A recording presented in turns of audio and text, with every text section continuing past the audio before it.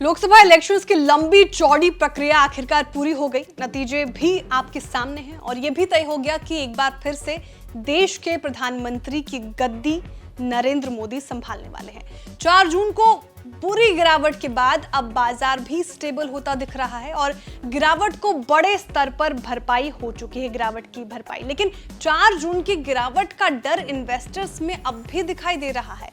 4 जून को जब नतीजे आए तो तस्वीर साफ हुई तो बाजार में इन्वेस्टर्स के एक ही दिन में 31 लाख करोड़ रुपए से ज्यादा डूब गए। बाजार में ऐसी गिरावट मार्च 2020 के बाद कभी नहीं देखी। निफ्टी इंट्राडे में 8.5% तक नीचे चला गया था। इसी तरह से सेंसेक्स 6,234 अंक जितनी भारी गिरावट का शिकार हुआ था। अब इसने इन्वेस्टर्स को डरा दिया है कि बाजार में उनका पैसा कितना सेफ है।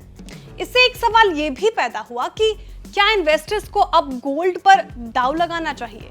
इन्वेस्टर्स को समझना होगा कि इलेक्शंस के नतीजे से उनके इन्वेस्टमेंट पोर्टफोलियो पर असर पड़ सकता है। सोने की अगर बात करें तो इसके दाम MCX पर 72,000 रुपए प्रति 10 ग्राम के लेवल पर चल रहे हैं। गोल्ड के साथ सबसे अहम बात यह है कि इसे निवेश का एक सुरक्षित ठिकाना माना जाता है, लेकिन ये राजनीतिक और आर्थिक अनिश्चितता को लेकर बेहद संवेदनशील भी होता है। चुनावी नतीजों के चलते करेंसी की वैल्यू यानी रुपए की वैल्यू, ब्याज दरों और मार्केट के कॉन्फिडेंस में होने वाले बदलाव गोल्ड पर भी असर डाल सकते हैं। इसके साथ ही नई सरकार में गोल्ड को लेकर नीतियों में बदलाव भी हो सकते हैं। इसकी उम्मीद भी बाजार लगा कर चलता है और गोल्ड की इंपोर्ट ड्यूटी पर क्या कोई फैसला होगा और इस पर लगने वाले टैक्स में क्या कमी या बढ़ोतरी होगी, इन्वेस्टर्स और आम कस्टमर्स की इस पर नजर रहती है। बीते 10 साल में गोल्ड इंपोर्ट पर लगाम लगाने के लिए बीजेपी की केंद्र सरकार इस पर इंपोर्ट ड्यूटी का 10% से बढ़ाकर 15% कर चुकी है।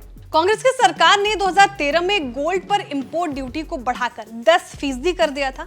साथ ही बीजेपी को मेजॉरिटी नंबर नहीं मिलने से क्या सरकार अब पॉपुलिस्ट कदम उठाएगी और गोल्ड पर इंपोर्ट ड्यूटी कम करेगी ताकि इसकी कीमतें नीचे लाई जा सके? ये सवाल कई लोगों के मन में आ रहा है। इस साल गोल्ड के इंटरनेशनल मार्केट में दाम 2,400 प्रति ऑन्स डॉलर के पार चले गए थे। गुरुवार को भी गोल्ड बढ़कर 2,360 डॉलर पर चल रहा है।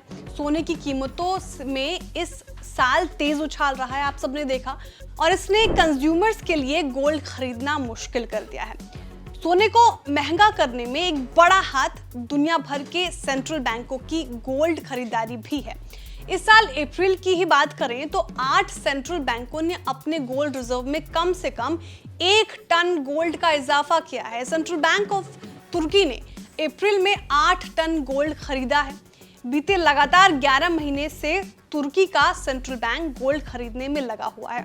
2024 में ही तुर्की 38 टन गोल्ड ले चुका है और अब इसका गोल्ड टन 578 टन के लेवल पर आ गया है। नेशनल बैंक ऑफ कजाकिस्तान ने अप्रैल में 6 टन, भारत के रिजर्व बैंक ने 6 ton, National Bank of Poland ने 5 ton, Monetary Authority of Singapore ने 4 ton, Central Bank of Russia ने 3 टन और चेक National Bank 2 ton gold April में खरीद चुके हैं। हालांकि अप्रैल में गोल्ड की खरीद में एक बड़ी चौंकाने वाली बात भी दिखाई दी है।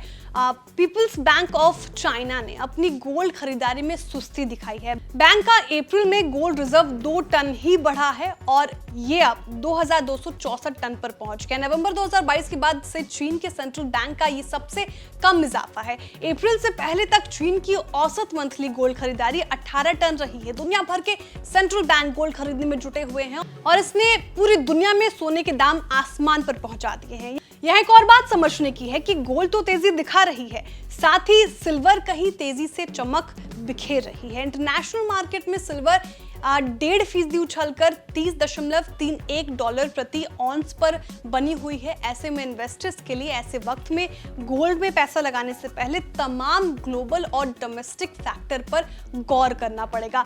आपको ये रिपोर्ट कैसी लगी कमेंट करके जरूर बताएं। वीडियो को लाइक करें, चैनल को सब्सक्राइब करें और देखते रहें विस्तार।